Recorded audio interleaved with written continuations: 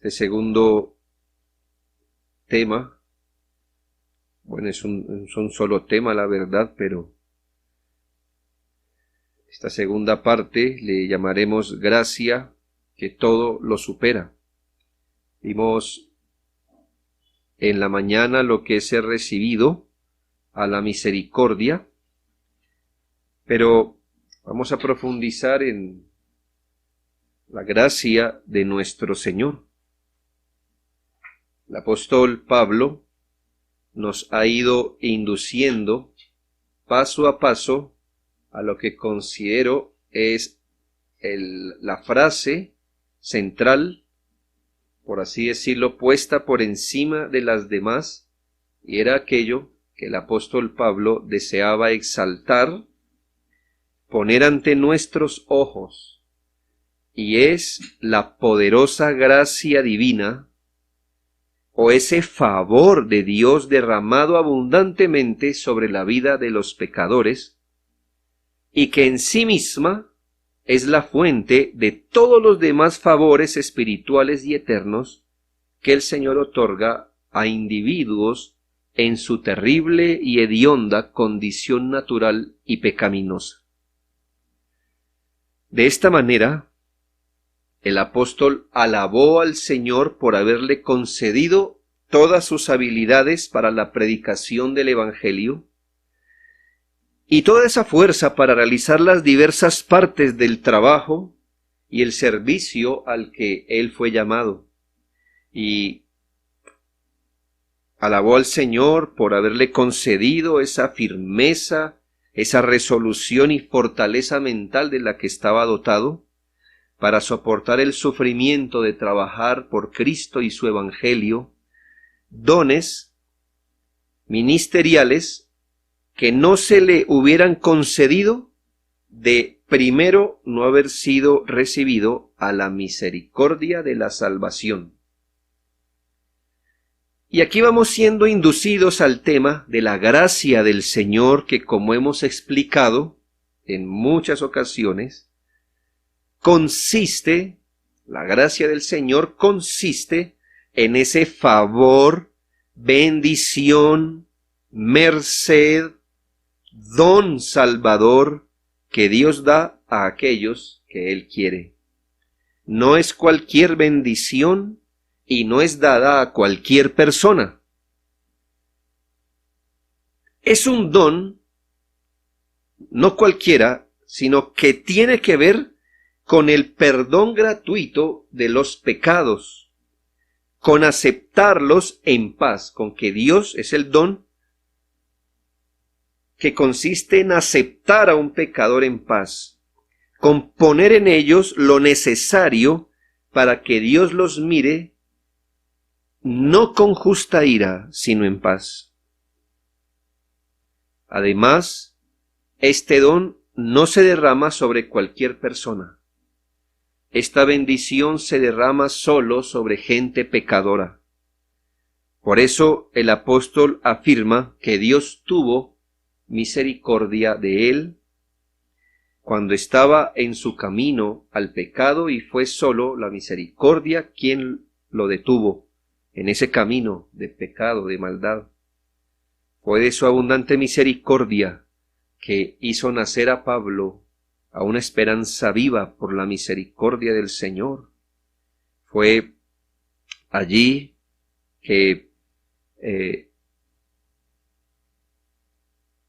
por su amor de gracia que le dio vida cuando estaba muerto en sus delitos y pecados, y fue la multitud o por la multitud de sus grandes misericordias que perdonó y borró todas sus iniquidades y lo puso abiertamente entre sus hijos, su cuerpo, su iglesia.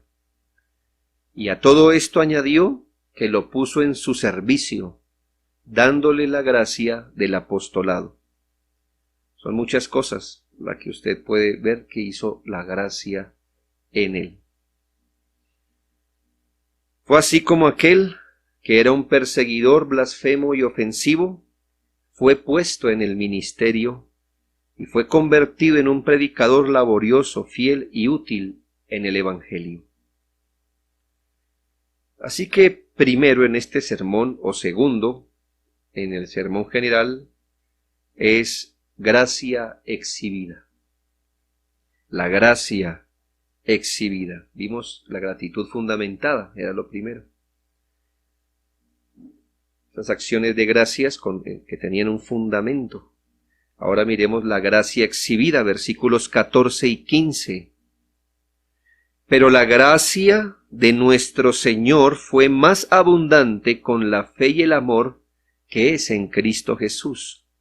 Palabra fiel y digna de ser recibida por todos. Cristo Jesús vino al mundo para salvar a los pecadores, de los cuales yo soy el primero. Y aquí la palabra del Señor empieza diciendo, pero la gracia de nuestro Señor fue más abundante. Aquí las palabras más abundantes nos dan un marco previo para poderla entender. Más abundante que qué cosa. Y si se da cuenta, es decir, primero dice más abundante. Entonces nos da un marco de referencia. Hay algo de lo cual está allí, pero la gracia es más abundante que esto. Y si se da cuenta con esta frase, también le concede a eso primero ser abundante. Lo que pasa es que la gracia es más.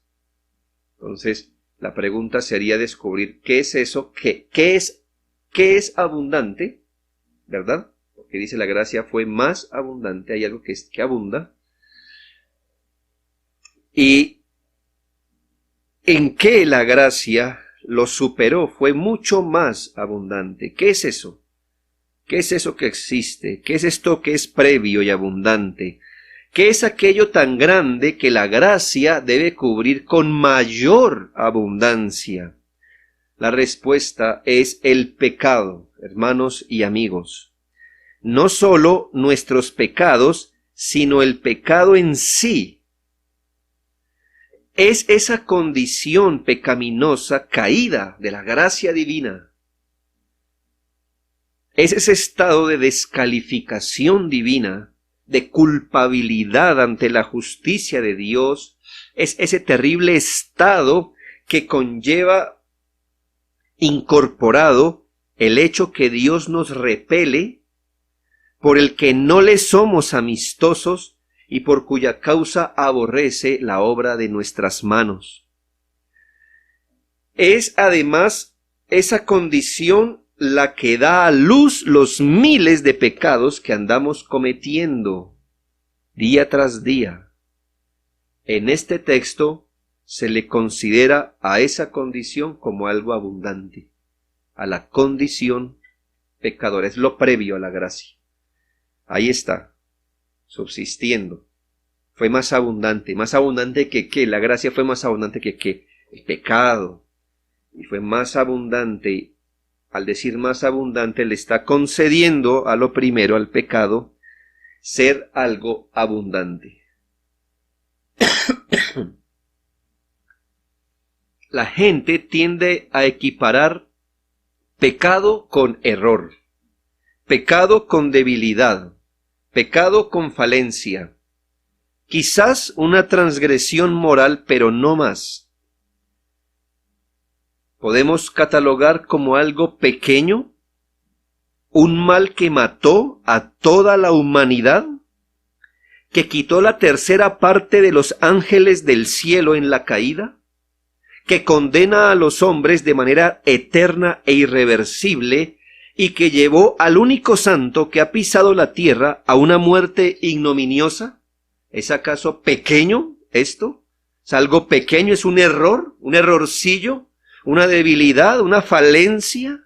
¿Una pequeña transgresión?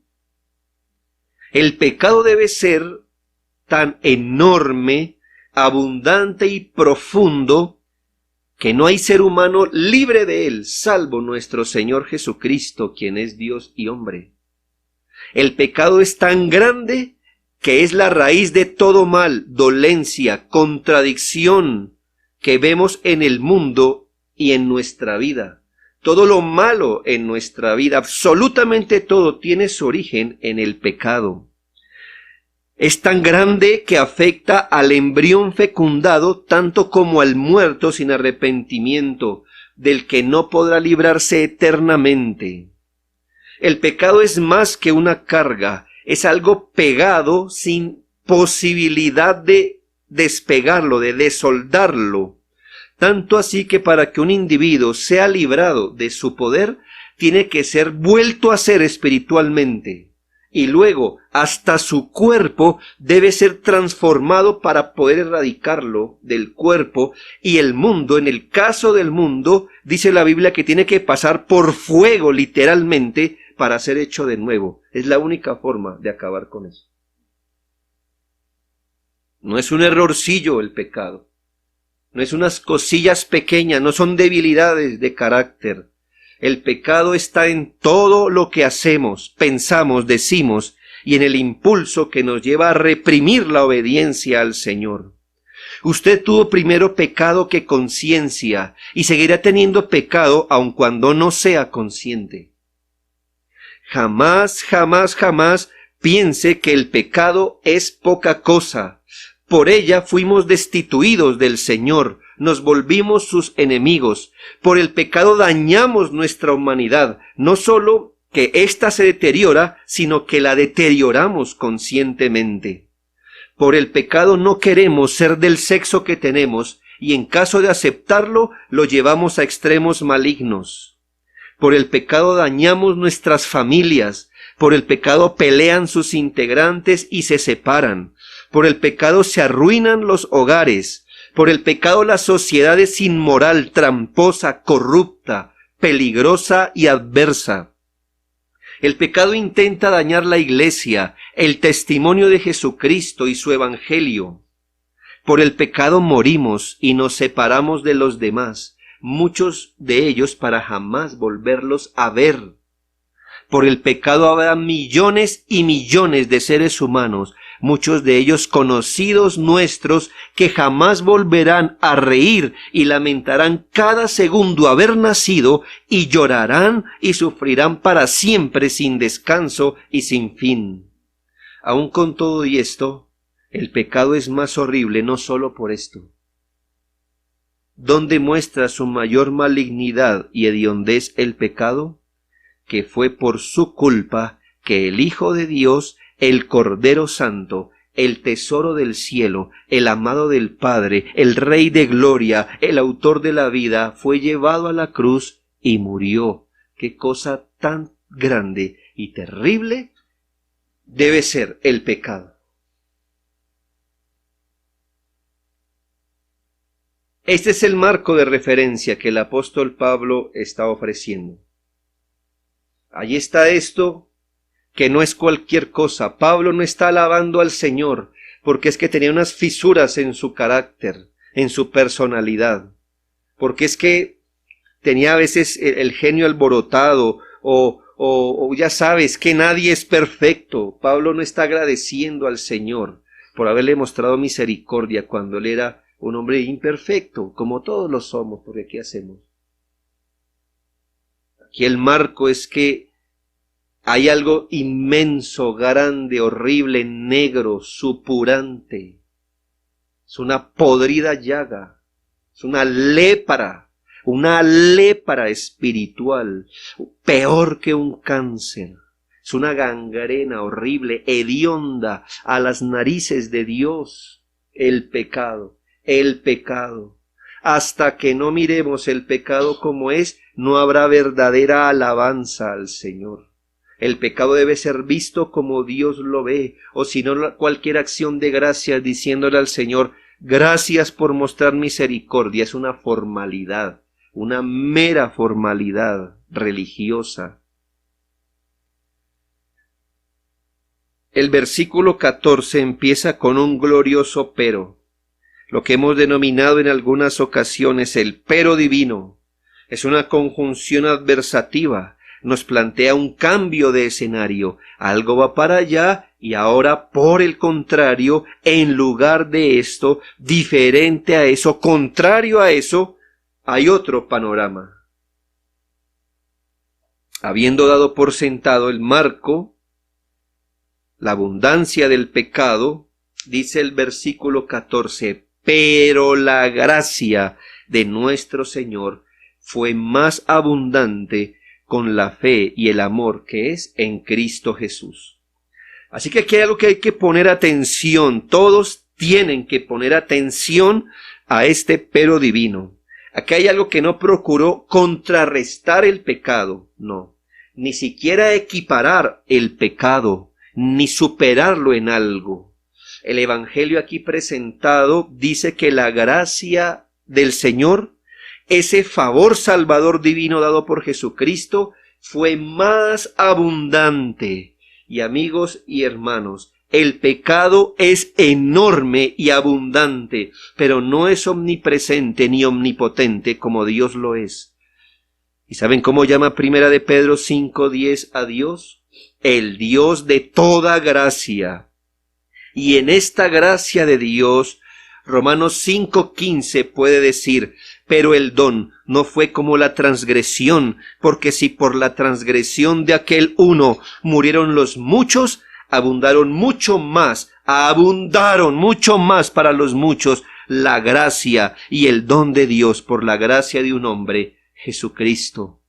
El pecado, hermanos y amigos, es algo abundante, pero la gracia es más abundante. Gracia en Jesucristo, gracia salvadora, que puede llegar a ser más abundante que el peor mal que existe. Así, si el pecado dañó, la gracia no solo repara, sino que restaura. Si el pecado manchó, la gracia no solo limpia, sino vuelve a crear. Si el pecado nos hizo aborrecibles, la gracia no solo nos da paz con Dios, sino nos concede ser hijos de Dios. Si el pecado alejó al hombre de Dios, la gracia no solo lo acerca, sino que recibe a un hombre en misericordia. La gracia no es la mera compensación de lo que el pecado arruinó, sino la completa provisión de Dios para privilegiar y bendecir eternamente a quien antes era un objeto de su ira justa.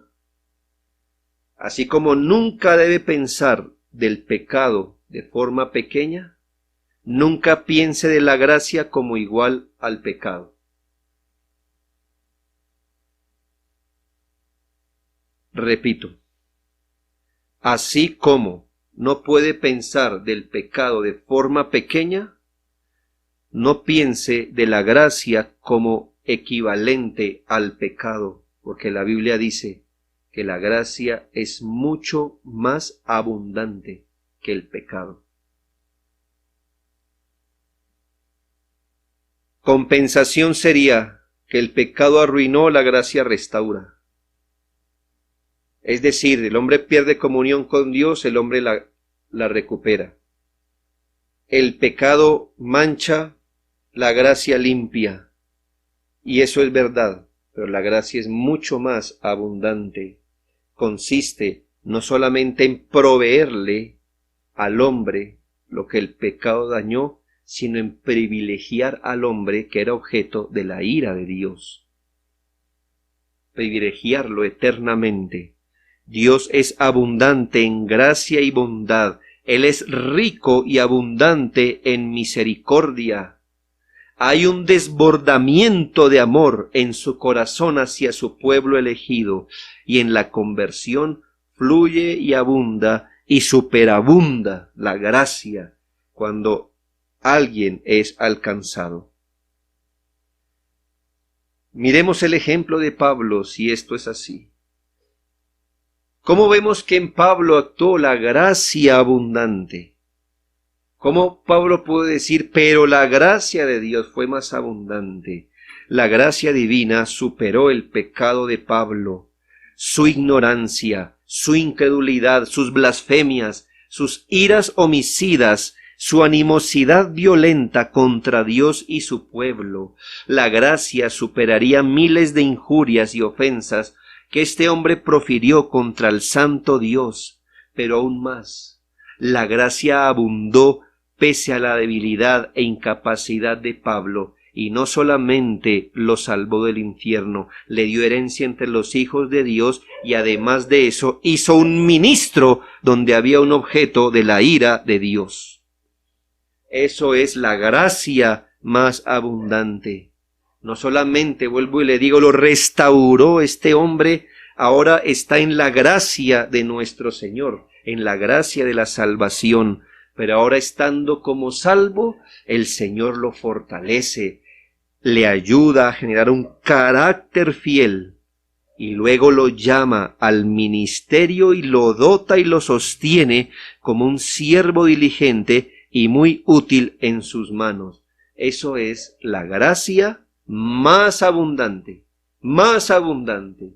Nunca piense pequeño de la gracia. Si piensa pequeño de el pecado, pensará pequeño de la gracia. Si ve el pecado como realmente es, ve entonces qué es la gracia y se admirará. Si usted se sigue considerando un hombre no tan pecador, un hombre medianamente pecador, un hombre con serios defectos solamente, usted nunca podrá admirar la gracia de Dios, nunca podrá pedir gracia de Dios, jamás alabará a Dios por su gracia. Mientras usted más entienda el pecado, pero no se debe quedar allí, porque no es lo único que dice la Biblia. Cuando uno solo tiene ojos para el pecado, también es una forma de incredulidad, porque no es lo único que dice aquí. Pablo no dice yo era, miserable, miserable. Sí, él lo dice, pero la gracia del Señor fue mucho más abundante.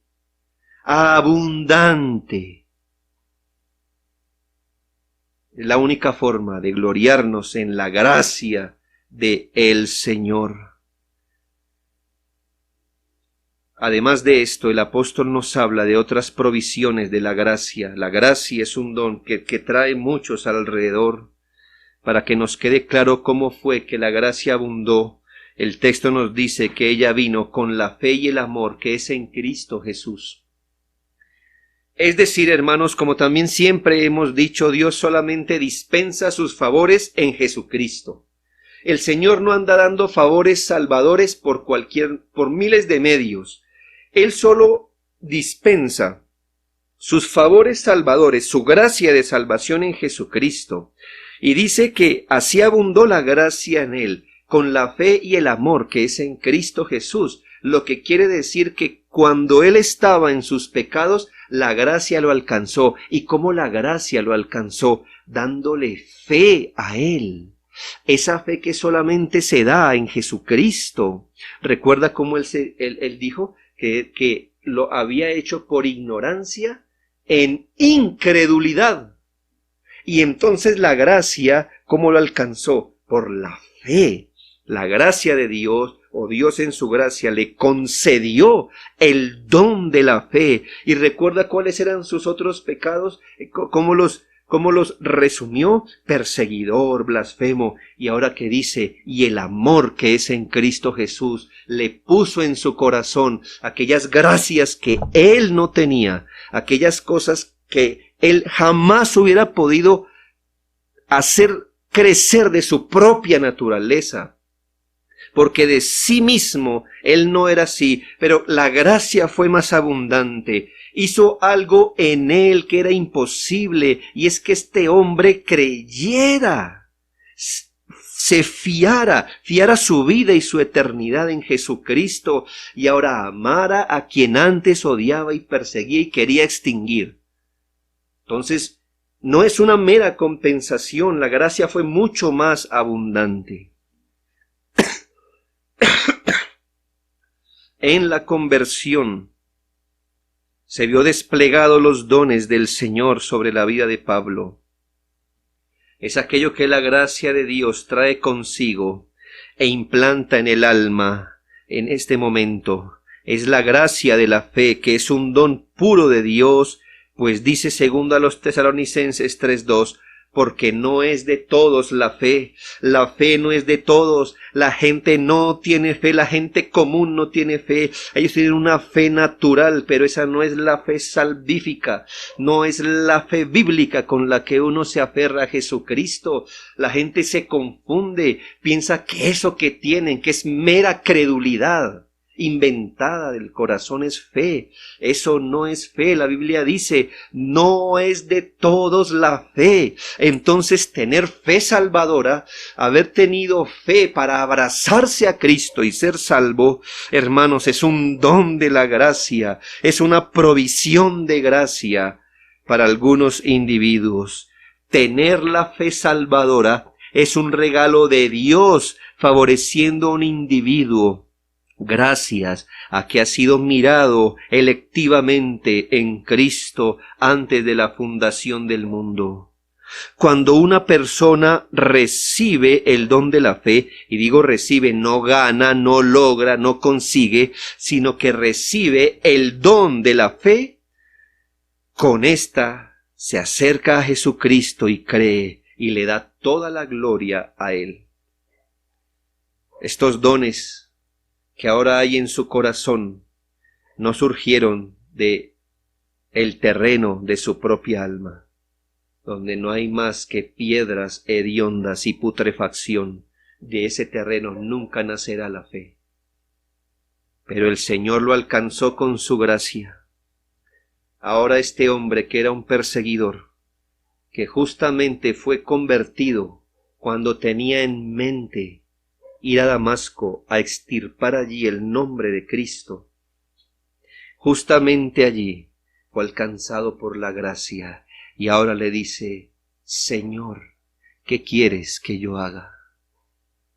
Y ahora este hombre estuvo dispuesto a ofrendar su vida, y lo dice en Filipenses, recuerde, por amor del cual lo he perdido todo, por amor del cual. Mire tanta rabia hacia Cristo, y ahora ¿qué dice? Por amor del cual lo he perdido todo. Estos dones, hermanos, dan mucha paz, hacen que los creyentes disfruten de mucha paz, alegría y consuelo aquí, hermano. Cuando usted no tenga paz en el alma, es porque está viendo sus pecados tan pequeños y por ende la gracia tan pequeña, y entonces debe ver alrededor a ver si el don de la fe y el arrepentimiento es tan común como que Dios se la da a todo el mundo, para que se anime y tenga alegría y consuelo, que solamente algunas personas son visitadas por la gracia del Señor y les da consuelo aquí, y además aseguran la vida eterna y la salvación completa. Permítame ampliarle las verdades de la gracia que todo lo supera.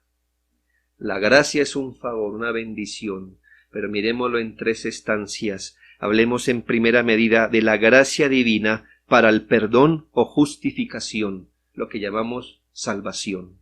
La gracia divina para el perdón o justificación. Le dije que la gracia era mucho más abundante exactamente en qué cosas. La gracia divina perdonando o justificando o salvando. Lo que quiere decir es que cuando Dios favorece de forma salvadora a un individuo, lo hace perdonándolo y justificándolo en primera medida. Es claro por muchos textos que ser perdonado en todos sus pecados y por el pecado, ser salvo, ser justificado, ser recibido a la comunión con Dios, es un regalo que tiene como fuente la gracia de Dios. Nadie es perdonado, justificado, regenerado, salvo por otra causa, sino por la gracia, por el favor de Dios, ese favor inmerecido. La gracia salvadora quita con la regeneración el poder condenatorio del pecado. Es decir, remueve el que el pecado ahora le condene eternamente a este individuo. quita para el individuo sus consecuencias eternas o las consecuencias eternas que el pecado trae. Mire qué grande es esto de ser salvo, es ser nacido de nuevo, es que ya el pecado no le condene, que el individuo, gracias a esta gracia, no experimente las consecuencias eternas del pecado y quita el poder dominante del pecado, para que el pecado ahora no sea el Señor, el amo, el controlador, el jefe de la vida. Hechos 15:11 dice: antes creemos que por la gracia del Señor Jesús seremos salvos de igual modo que ellos.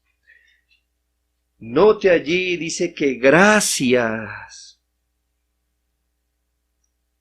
o que por la gracia del Señor Jesús seremos salvos, por la gracia del Señor. Hechos 18:27 dice: y llegado él allá fue de gran provecho a los que por la gracia habían creído. ¿Cómo creen? Por la gracia, por el favor de Dios. Romanos 3:24, siendo justificados gratuitamente por su gracia, mediante la redención que es en Cristo Jesús. Efesios 2:5, aun estando nosotros muertos en pecado, nos dio vida juntamente con Cristo, por gracia sois salvos. Efesios 2:8, porque por gracia sois salvos por medio de la fe, y esto no de vosotros, pues es don de Dios. Son pocos versículos, no son los únicos, pero dice la Biblia claramente que por gracia uno es salvo, por gracia uno cree, por gracia uno es justificado y redimido, por gracia uno recibe vida espiritual. La única razón es la gracia. Si alguien llega entonces a ser salvo, a creer, a ser justificado, por lo cual perdonado, si alguien viene a ser un hijo de Dios, si alguien viene a renacer a una esperanza viva, si el poder condenatorio y dominante del pecado le será quitado a alguien, es porque Dios le favoreció con el mayor don y superó su historial de pecado con su bendición. Abundó en su vida cuando el pecado era todo, mucho y profundo, y esto por la gracia de Jesucristo, al darse en la cruz por pecadores, habilitándolo para acceder a esta bendición. Eso es la gracia de la salvación, pero la gracia es más que eso.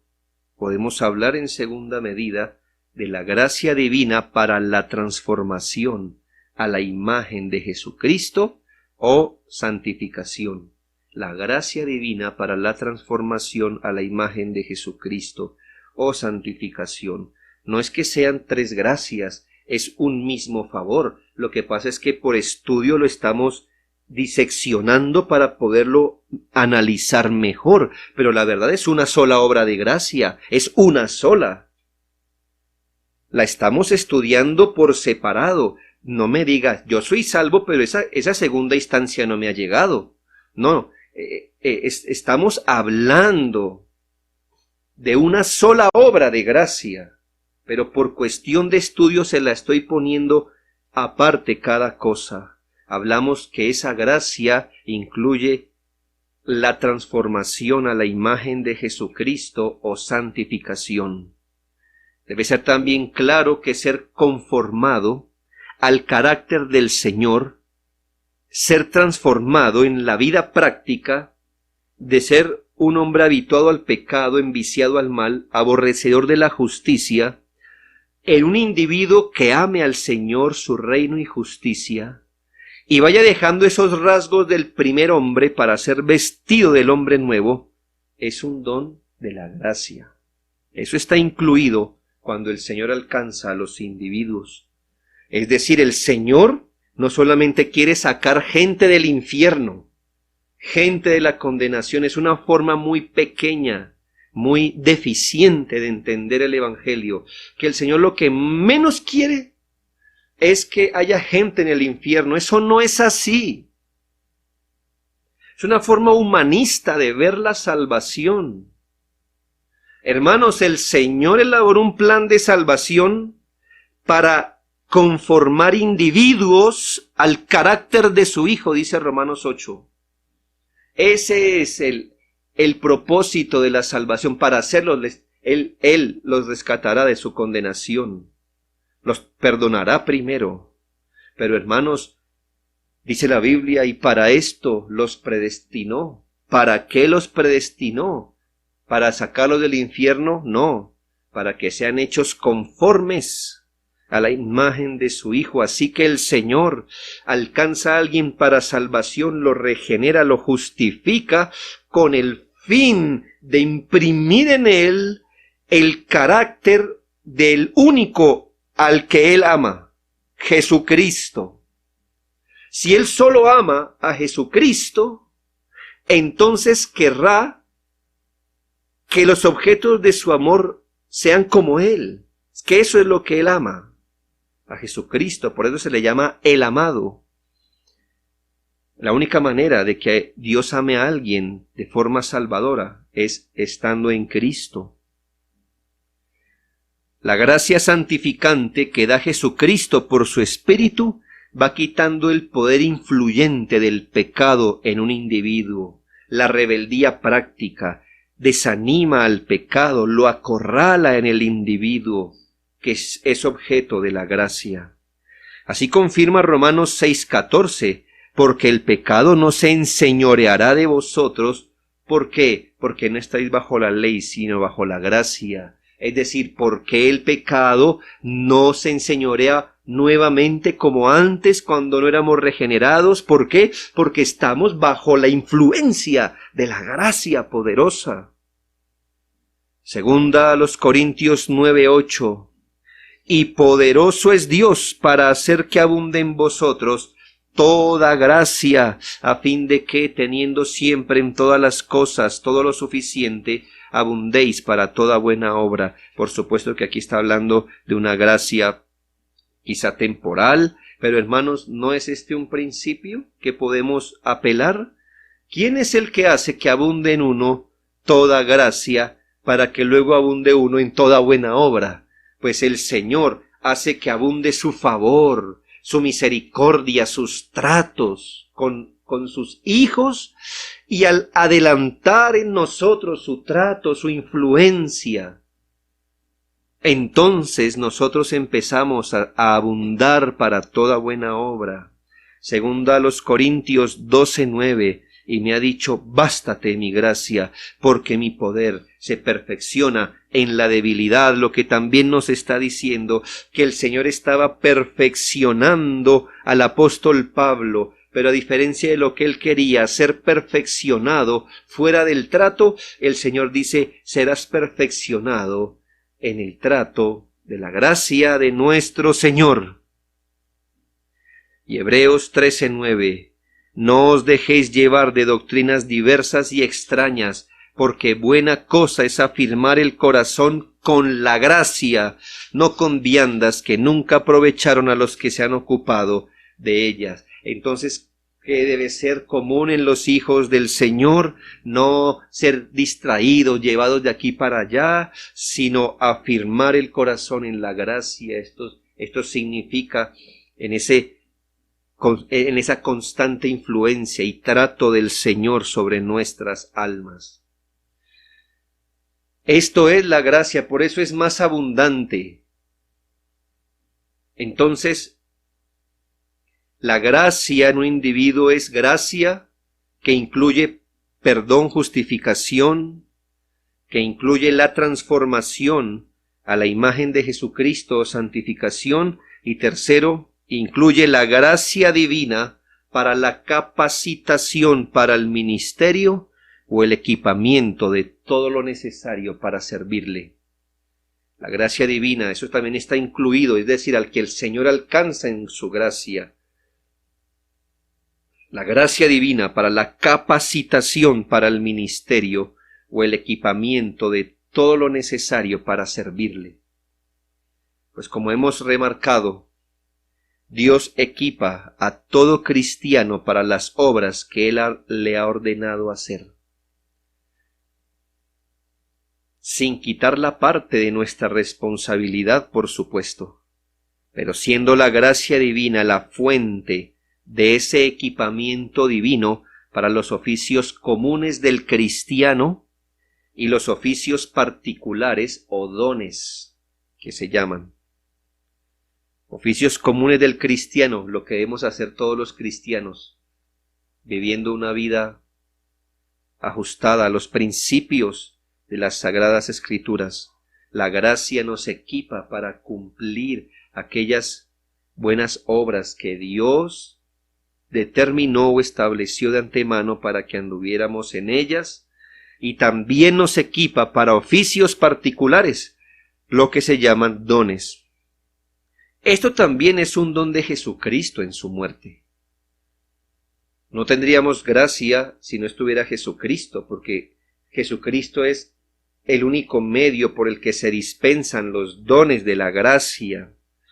Y sabemos que es un don ganado por Cristo, la gracia ministerial, porque en Efesios 4, 10 y 11 dice: el que descendió es el mismo que también subió por encima de todos los cielos para llenarlo todo, y él mismo constituyó a unos, y empieza a describir.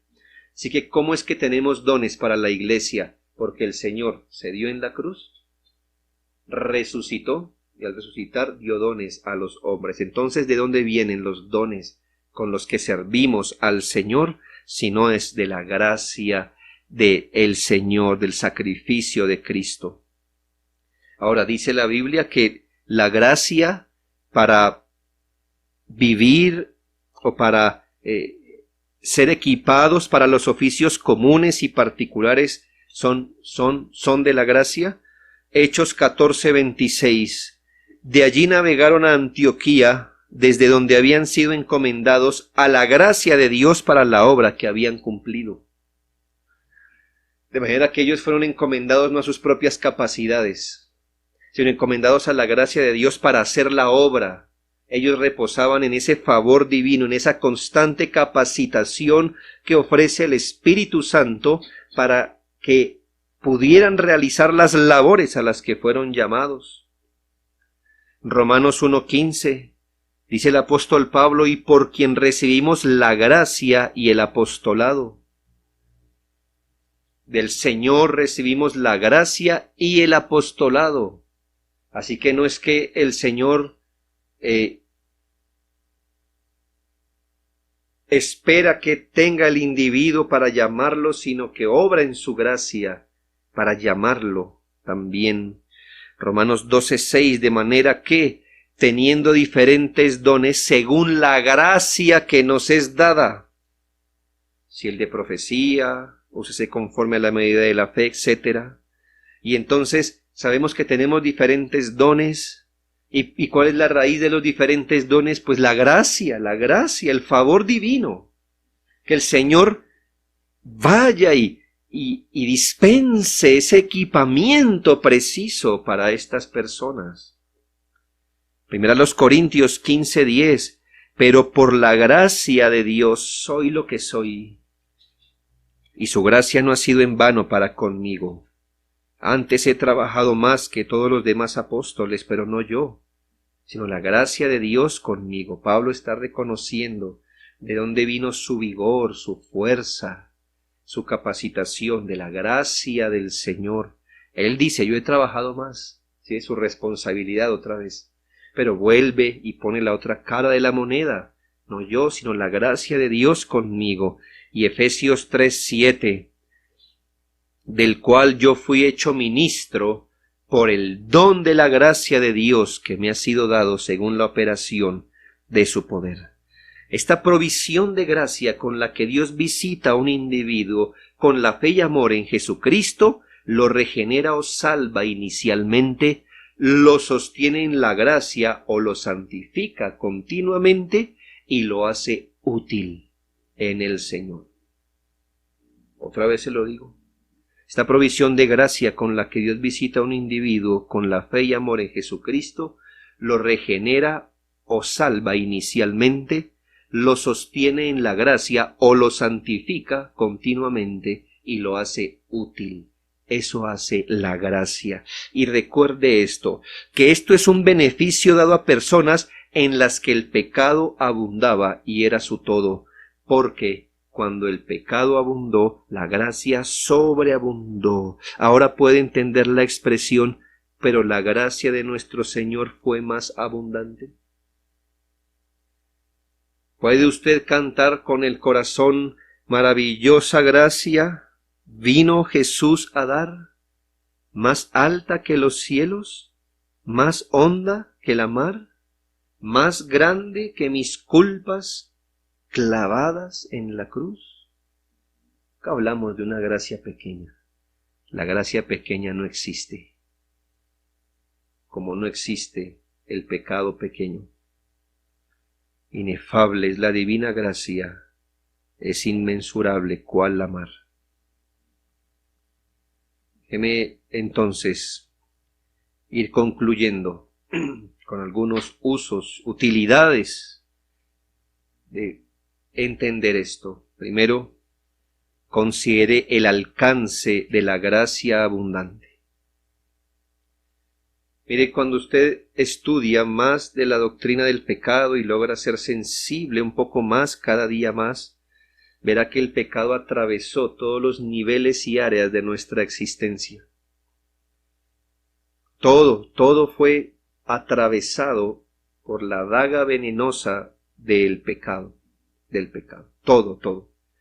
Nuestro intelecto, nuestros afectos, todo. Solo así usted podrá entender porque hablamos de una abundante gracia, porque la gracia en efecto atraviesa todo aquello que el pecado atravesó, pero de forma más abundante. Considere el alcance de la gracia abundante: perdón, transformación y capacitación. Dimensione por un momento que el pecado era abrasador, contaminador, corruptor de toda nuestra naturaleza, pero la gracia de Dios fue mucho más abundante.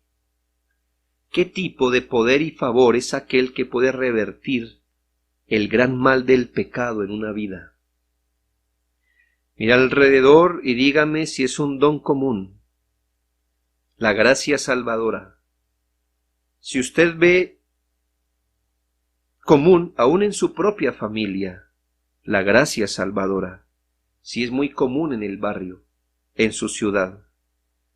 Mire ahora su propia vida y respóndase: ¿qué ha superado la gracia en usted? ¿Qué está superando la gracia en usted? ¿Y de qué forma le ha hecho un mejor siervo para su obra? No lo pase por alto, porque si usted está en Cristo, la gracia habrá superado horribles y hediondas cosas en su propia vida, y horribles y hediondas cosas las que hoy día está superando.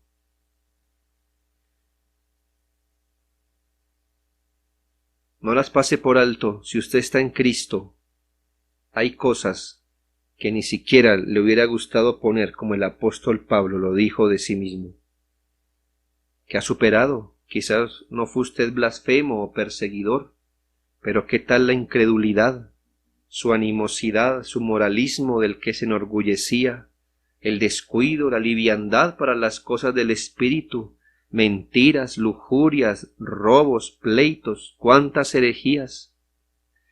¿No debería la gracia salvadora presionarnos a ocuparnos en nuestra salvación con temor y temblor, ya que Dios es el que produce en nosotros así el querer como el hacer por su buena voluntad? ¿No debería la gracia salvadora presionar el alma del creyente, tanto más haciendo firme su vocación y elección, porque haciendo estas cosas no caeremos jamás?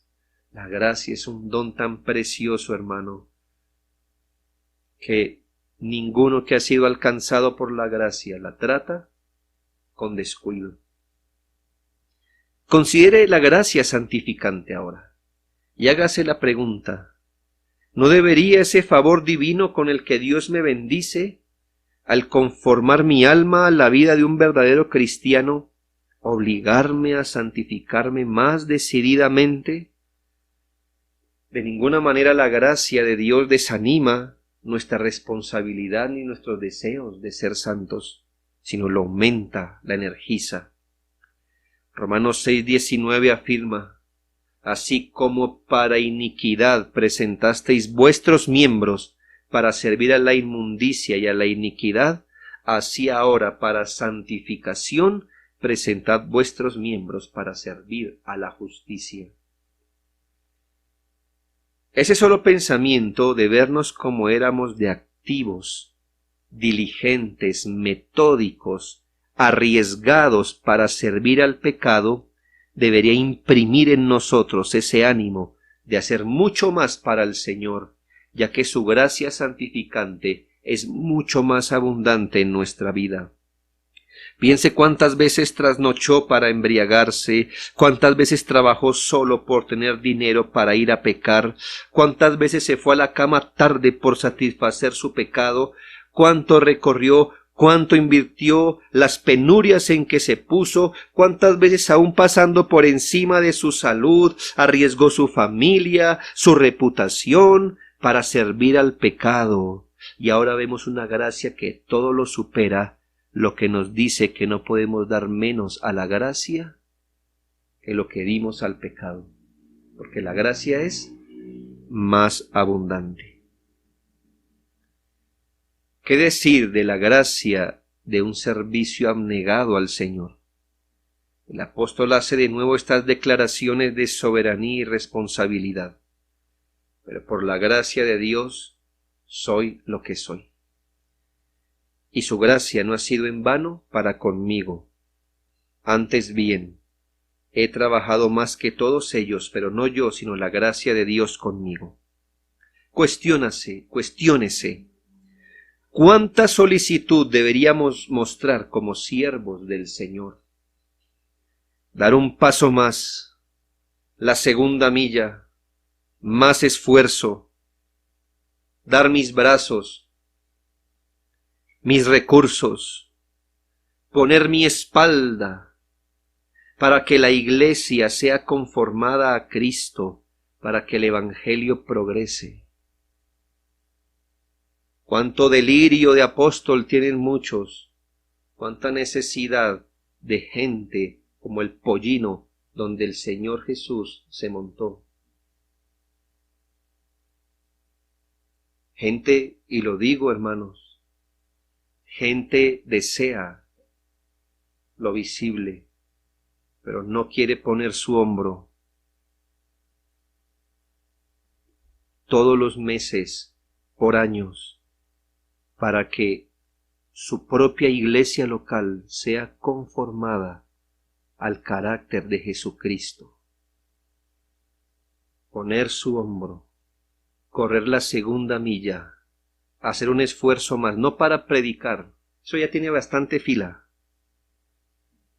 Debería buscar las demás puertas que están desocupadas para ver cómo entra y sirve por las demás. Para gente cargada en su corazón, no quejándose de la iglesia. Piensa que descubrió el agua cuando dice: pastor, es que en la iglesia hay problemas, ¿de verdad? ¿Qué le hizo pensar eso?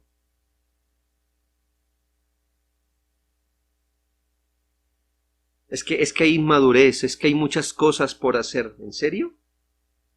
Qué observador es, la verdad. Lo digo irónicamente. Hasta ahí no ha hecho nada mejor que un incrédulo.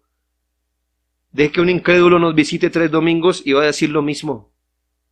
Pero cuántos siervos del Señor, abrazados por la gracia, cargados por la gracia, con esa deuda a la gracia que tienen, de haber puesto sus miembros al servicio del pecado, cuánta colaboración deberían prestar de forma silente, de forma fiel, allí trabajando más que otros, porque les fue perdonado más, poner su espalda para ver la conformación de todos sus hermanos, aun de su propia vida, a Cristo, para que el Evangelio progrese. El Señor le da en su gracia a unos más, a otros menos.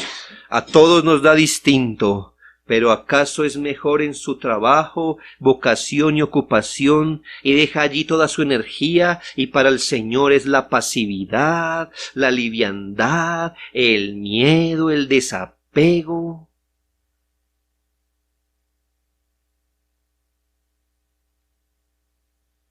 La gracia nos lleva a dar más, porque la gracia nos ha dado más.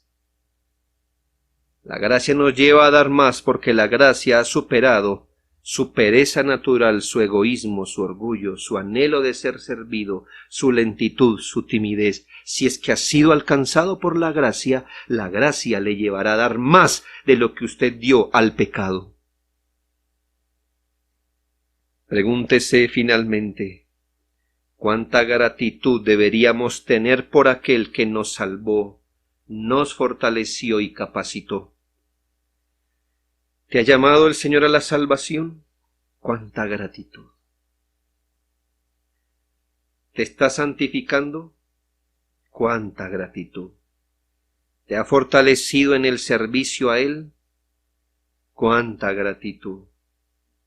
¿Acaso esa obra inmensa de la gracia que supera todo resulta en gratitud fría, formal, quejumbrosa o descuidada? Oh no, mis hermanos, si solo tuviéramos esa gracia de Dios, no necesitaríamos nada más. El apóstol Pablo empezó con gratitud y así debe ser. Doy gracias al que me fortaleció. Cuán agradecidos debemos ser al Señor. Deberíamos guardar una profunda gratitud en nuestras almas. Deberíamos andar con gratitud en los labios. Deberíamos andar dando gracias con el lenguaje de los actos, que al final hablan más duro que todo. Que el Señor nos ayude. Oremos.